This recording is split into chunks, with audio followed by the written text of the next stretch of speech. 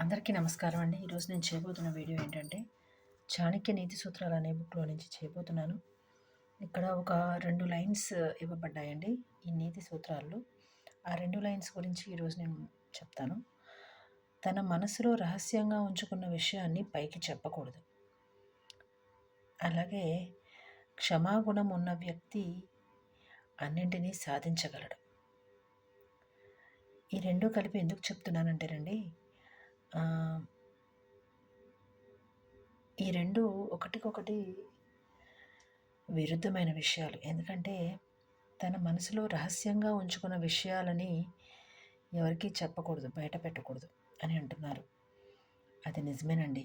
ఈ రోజుల్లో మాత్రం ప్రతిదీ ఎవరికీ సొంతగా సెల్ఫ్ డబ్బా కొట్టినట్టు ఎవరికీ చెప్పుకోకూడదు. ఎందుకంటే మనం చేసే పని దానివల్ల ముందస్తుగానే వేరే వాళ్ళు దాన్ని క్యాప్చర్ చేసి అంటే వేరే వాళ్ళు దాన్ని ఫాలో అప్ చేసే ప్రమాదం ఉంటుంది మనకంటే ముందుగా.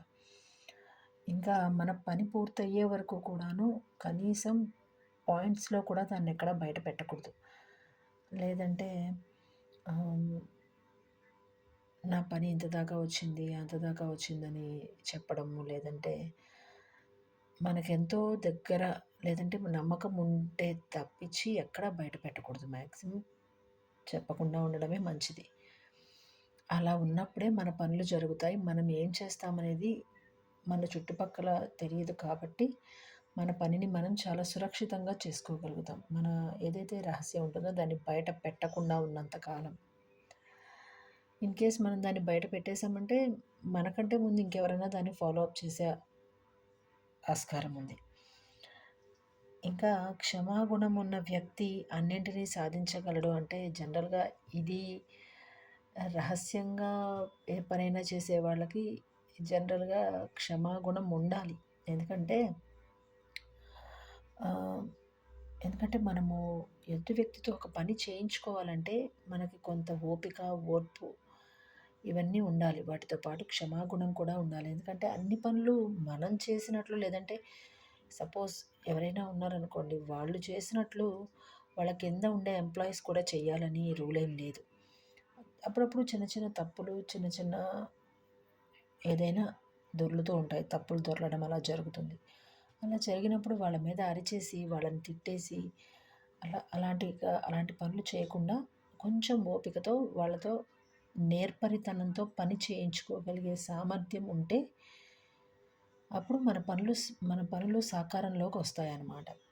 జనరల్‌గా కొంచెం కోపం ఎక్కువగా ఉంటుందన్నమాట.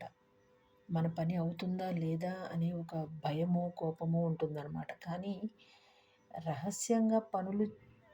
రహస్యంగా తమ యొక్క ఏదైతే విషయం ఉంటుందో దాన్ని రహస్యంగా ఉంచేవాళ్ళు జనరల్‌గా కొంచెం కోపంగా ఉంటుంటారు కావచ్చు. కానీ అట్లా కోపంగా కాకుండా కొంచెం శాంతంగా, కొంచెం క్షమాగుణంతో ఉంటే గనక ఏదైనా మనము పనులని సాధించుకోగలుగుతాం. ఎక్కడికి వెళ్ళినా కూడా నేర్పరితనంతో పనులని సాధించుకోగలుగుతామనమాట. అలా సాధించుకోగలిగినప్పుడు ఒకటి కాదు, మనం ఒక పని చేయడానికి వెళితే అక్కడ 2, 3 పనులు మనకి మన గుణాన్ని బట్టి మనకి ఎదురొచ్చి పని ఇచ్చే అవకాశం ఉంటుంది. సాధించుకోగలుగుతామనమాట. అలాగే ఇక్కడ చెప్పబడిందనమాట. మన గుణం బావుంటే పనులు వాటంతట అవే జరుగుతాయన్నమాట. ఈ రోజుకి ఇంతేనండి. నమస్కారం. నా వీడియోస్ నచ్చితే కనుక లైక్, షేర్ అండ్ సబ్స్క్రైబ్ చేయగలరు. అలాగే ఈ రోజుతో అష్టాదశ శక్తిపీఠాల్లోని 18 శక్తిపీఠాల గురించి చెప్పడం అయిపోయిందండి. నా వీడియోస్ అన్నీ ఉన్నాయి. 18 శక్తిపీఠాల గురించిన ఇన్ఫర్మేషను ఉంది. ఎవరికైనా వీడియోస్ నచ్చితే కనుక ఒకసారి ఆ లింక్‌లోకి వెళ్ళి వీడియోని చూసి నచ్చితే సబ్స్క్రైబ్ చేయగలరు. నమస్కారం.